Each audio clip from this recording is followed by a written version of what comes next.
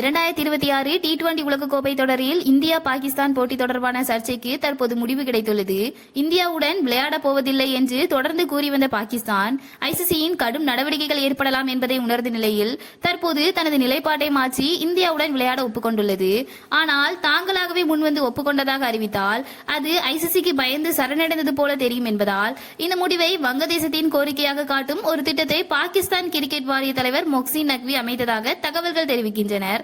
அதன்படி வங்கதேச கிரிக்கெட் வாரிய தலைவர் அனுமில் இஸ்லாம் உலக கிரிக்கெட்டின் நலன் கருதி பிப்ரவரி 15ஆம் தேதி இந்தியாவுக்கு எதிரான போட்டியில் பாகிஸ்தான் விளையாட வேண்டும் என அதிகாரப்பூர்வமாக கோரிக்கை விடுத்தார். இந்த கோரிக்கையை அடிப்படையாக கொண்டு ஐசிசியின் அழுத்தம் காரணமாக அல்ல, நண்பன் வங்கதேசத்தின் வேண்டுகோளை ஏற்று விளையாடுகிறோம் என்ற பிம்பத்தை பாகிஸ்தான் உருவாக்கியுள்ளது.